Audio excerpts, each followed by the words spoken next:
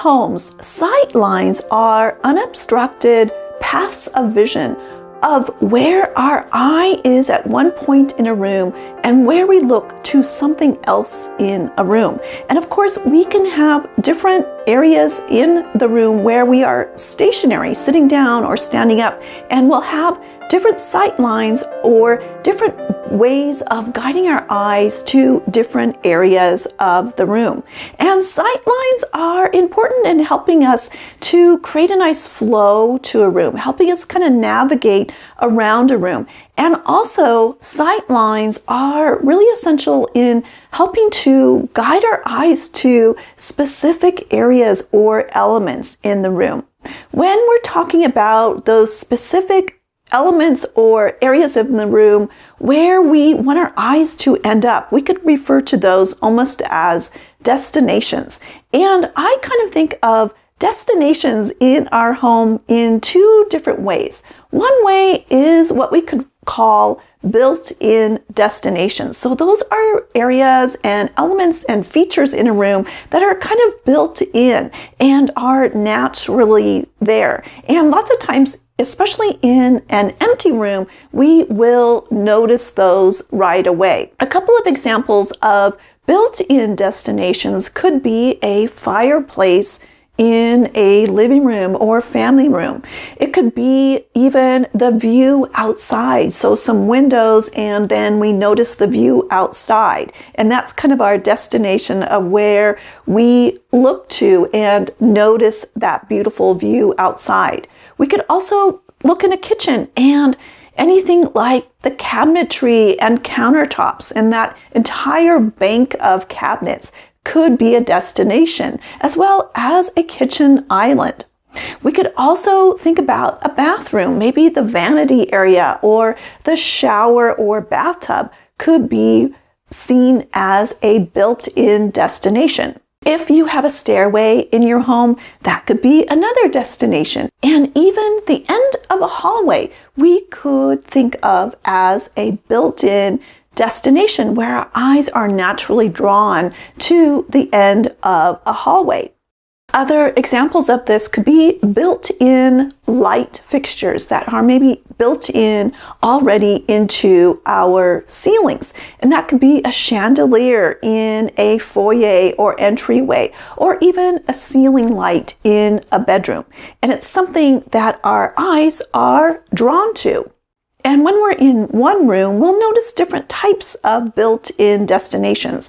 But when we have rooms that are connected, whether that's through a doorway, or maybe it's one entire open concept living room, dining room, kitchen area, we will notice a number of destinations along the way when we are scanning that room and moving our eyes from one area of the room to another. And then there are other destinations that we could call designed destinations. This is where we come in and we decide where else we want our eyes to go in a room. This would be in a living room, for example, where we decide where we're going to place our sofa and all the other furniture in that conversation area, and create almost a focal area, an important area where we want our eyes to go, where we want to have those sight lines open and clear so we can see right away that we want to go to that wonderful destination and sit down and hang out. We can also think of a designed destination in a bedroom where we would place our bed and nightstands and maybe art above the bed and lamps on each side table. And that's where our eyes would be drawn to. So when we are designing that room, we are planning out where we're going to place that furniture arrangement and where our eyes will be guided, those sight lines that will draw us to that main focal area of the bedroom. Another example of this would be if you have a dining room table and a chandelier or pendant light above the dining room table, and right away that entire arrangement is going to have a lot of emphasis and really grab our attention. So we are designing that room and planning out that room so that our eyes are drawn there and it's grabbing our attention. And even when we decide where we're going to place artwork in an area or room of our home, that creates another type of designed destination. If a wall doesn't have anything on it and then we place a piece of artwork on there or a collection of art on there, it grabs our attention more and we're guiding our eyes and creating sight lines to those specific pieces of art. And there are a couple things to think about when you're thinking about sight lines and the destinations for those sight lines. One thing is to first notice what are the built-in destinations that you have in a room, those natural built-in areas from different points in a room. And decide if you want to keep those sight lines open so that you can enjoy that destination, that view of that destination. If you have a wonderful view outside and it's a natural built-in feature where you have these windows that look out to a beautiful view, well, you may want to try emphasizing that view. Make sure that those sight lines to that view are clear and open and not obstructed, and also maybe even framing it in to help emphasize the view just a bit more. When we hang drapery, say, on a window, it's almost like a frame, almost like a picture frame around that beautiful view, and it helps to draw our eyes to that destination even more. And if you have a kitchen that has a kitchen island and you really want to emphasize our eyes to really notice that kitchen island, well, there's a couple things you can do. One thing is to paint that kitchen island a different color or stain it a different color than the other cabinets in the kitchen. Also, just by adding, say, pendant lights above that kitchen island will help bring more attention to that kitchen island area. And with a built-in destination, if that is something that we notice, say in a bathroom, we notice the nice vanity, but it could be kind of spruced up just a bit. This is where you could maybe add a plant on the vanity or some nice vase of flowers. So in addition to emphasizing those natural built-in destinations and keeping those sight lines open and helping to emphasize those destinations, what happens if you have the opposite, where you don't want to notice as much a destination? So you want to pivot our eyes just a bit to something else in the room.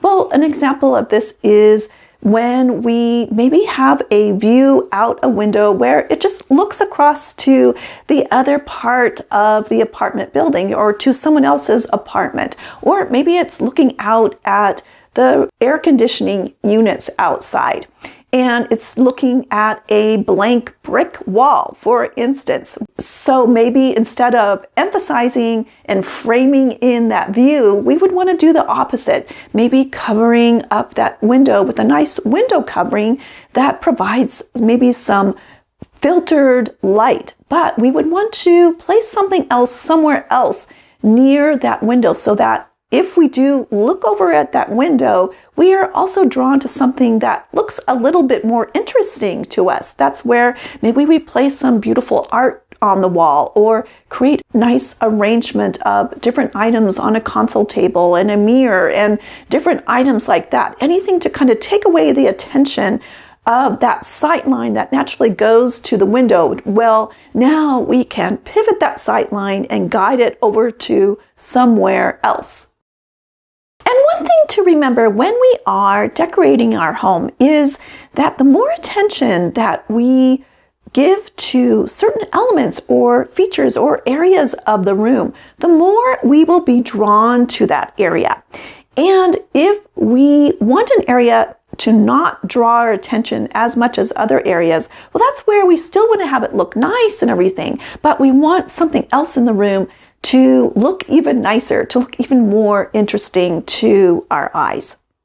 And then in each room and area of our home, we also want to think, where do we want to design a destination?